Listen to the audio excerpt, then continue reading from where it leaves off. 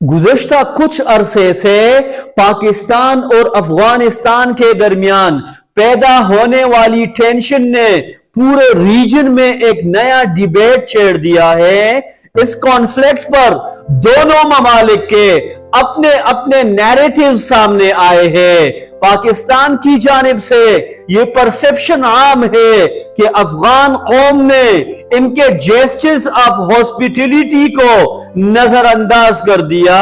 Pakistani officials, media persons और आम आवाम का कहना है कि गुज़श्ता कई दिहाइयों तक पाकिस्तान ने अफगान मुहाजिरीन को अपनी सरजमीन पर जगह दी, इनके लिए रेफ्यूजी फैसिलिटीज फराहम किए और इनके साथ भरपूर कोलैबोरेशन की।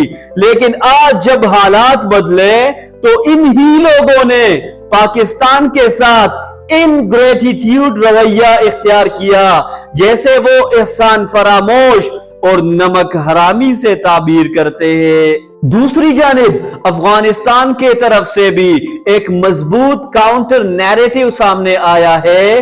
अफगान आवाम, इनके मीडिया पर्सन्स और कुछ पॉलिटिकल फिगर्स का कहना है कि पाकिस्तान ने हमेशा एक डेवल पॉलिसी अपनाई। उनके मुताबिक पाकिस्तान एक तरफ तालिबान क़यादत को अपने मुल्क में सेफ हेवन्स फराहम करता रहा, जबकि दूसरी तरफ अमेरिका और नेटो फोर्सेस के साथ मुकम्मल कोऑर्डिनेशन में रहा। अफगान नैरेटिव के मुताबिक पाकिस्तान ने न सिर्फ नेटो की सप्लाई चेन को अपने रास्तों से गुजरने दिया, बल्कि उनके साथ इंटेलिजेंस शेयरिंग भी की, जिसके नतीजे में कई अफगान रहनुमा और मुजाहिदीन गिरफ्तार हुए और गैर मुल्की अफवाज के हवाले कर दिए। मिसाल वो देते हैं मुल्ला अब्दुल सलाम ज़ईफ की, जिन्हें तालिबान का साबिक सफीर समझा जाता था, जिन्हें गिरफ्तार करके पाकिस्तान ने अमेरिका के हवाले कर दिया। उनके नजदीक यही दुगला रवैया, यही डबल गेम पॉलिसी दोनों ममालिक के दरमियान बढ़ते हुए अदम एतमाद यानी डीप रूट ट्रस्ट डेफिसिट की असल वजह है, जो अब सिर्फ एक सरहदी तनाज़ा नहीं बल्कि एक नफ्सियाती और नजरियाती खलीज में बदल चुका है। चलिए दोस्तों, माजी की तल्ख यादों और एक दूसरे पर इल्जामात को कुछ देर के लिए साइडलाइन करते हैं, क्योंकि अगर कौमें वाकई तरक्की चाहती है तो वो अपने पास्ट इश्यूज को छोड़कर मुस्तकबिल की तरफ देखती है। पाकिस्तान और अफगानिस्तान दोनों को यह समझने की जरूरत है कि पायदार अमन और रीजनल स्टेबिलिटी सिर्फ उसी वक्त मुमकिन है जब हम कोलैबोरेटिव अप्रोच अपनाएंगे। पिछले कुछ दिनों से या हफ्तों से जैसे हम देख रहे हैं कि इस्तांबुल में या उससे पर पिछले सेशन जिस तरह दोहा में और आने वाली दिनों में जिस तरह मुतवक्के डायलॉग सेशंस मुनक्किद हो रहे हैं, जिसका मकसद ही यही है ताकि दोनों ममालिक अपने इख्तिलाफात को डिप्लोमेटिक चैनल्स के जरिए हल करें। पाकिस्तान ने अपना मौक़िफ़ वाज़ेह तौर पर रखा है कि अफगान सरजमीन पाकिस्तान के खिलाफ इस्तेमाल न हो, टीटीपी नेटवर्क्स और इनके सेफ हेवन्स को खत्म किया जाए और बॉर्डर पर होने वाली क्रॉस बॉर्डर इन्फिल्ट्रेशन को रोका जाए।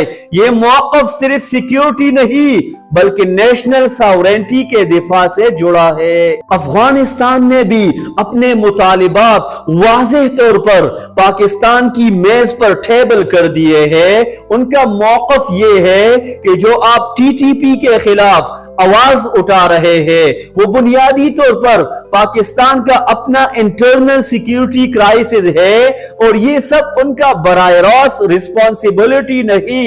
अलबत्ता अफगान फरीक कहता है अगर आप वाकई परेशान है तो हम अपने यहाँ मौजूद अनासिर के बारे में एक्शन ले सकते हैं और इन्हें हमारे मुल्क से آپ کے خلاف استعمال ہونے سے روک دیں گے، مگر اس کے ساتھ ہی وہ اپنی شرط بھی سامنے رکھتے ہیں، پاکستان کو اپنی حدود سے ہو کر گزرنے والی امریکن ڈرون وائلیشنز اور ایئر سپیس کی خلاف ورزیوں پر توجہ دینی ہوگی، کیونکہ یہ واقعات افغانستان کی خود مختاری اور سیکیورٹی کو براہ راست متاثر کرتے ہیں۔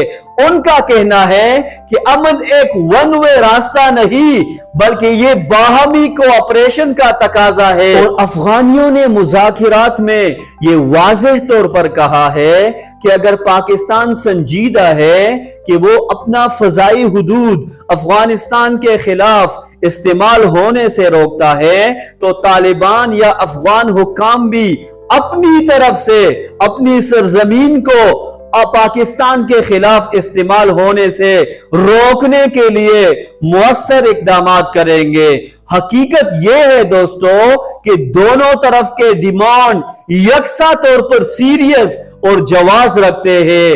اگر دونوں اطراف نے یہ ذمہ داریاں سنجیدگی سے قبول کر لیے اور میچور پولیٹک ڈسکورس کے ذریعے تعاون پر آمادہ ہوئے تو ہی لانگ ٹرم پیس کا عملی امکان باقی رہتا ہے، ورنہ یہ محض ایک خواب ثابت ہوگا۔